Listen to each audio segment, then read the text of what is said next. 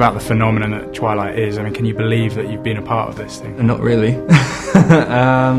It's kind of... Yeah, I feel like I've just sort of stepped on this weird train, and it's just like a runaway train, and it's just slowing down a little bit now. I'm suddenly starting to realise what happened. But yeah, it's been incredibly strange 5 years. I think they realised what the movie of the first one was before the studio did.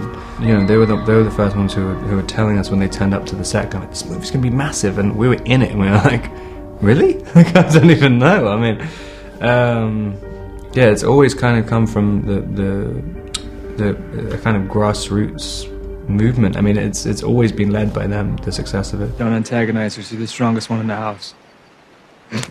Please.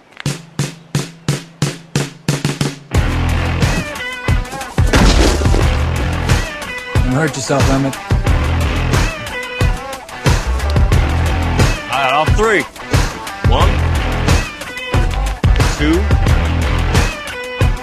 3. Yeah, I mean, it's strange because I think having a kid sort of frees him up a lot. I think he'd felt worthless for so long, and then, you know, once you create a kid, he's like, oh, I actually wasn't worthless, I did something. And it changes him, and it kind of makes him feel alive again. And even though he's always been worried about Bella in the previous movies, now he really feels like an active participant. He's part of the family rather than just Bella's protector. So it humanizes him a little bit. Carlisle might not ask you to fight, but I will. For the sake of my family, but also for yours. And for the way you want to live. We'll join you. We will stand with you.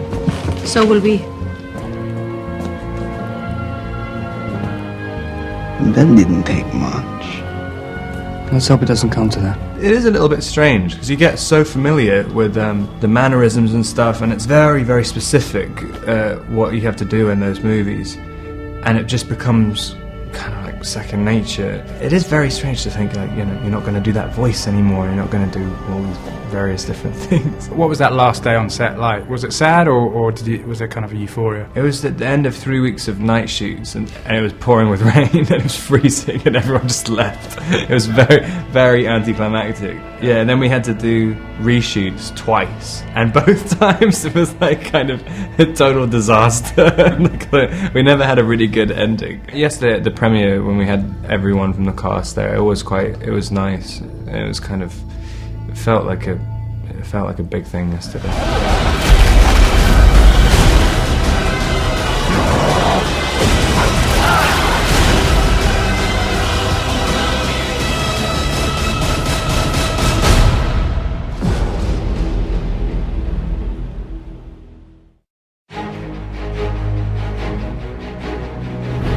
I've had a bad habit of underestimating you.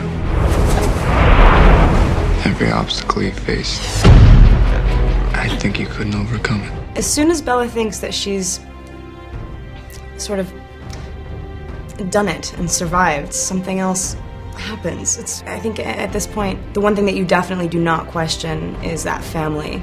And you've been watching Bella fight and struggle for something that seems just absolutely crazy. I don't know, that's it. There's not so much inner turmoil going on anymore. It's she's a really realized, very grown-up version of who you've seen throughout. My time as a human was over, but I never felt more alive. I thought we would be safe forever. It would have been excruciating to have not finished her story, but it comes to such a satisfying close that I think, oh God, leave her alone. Like, let's just let her be happy now. The Collins, they've done something terrible.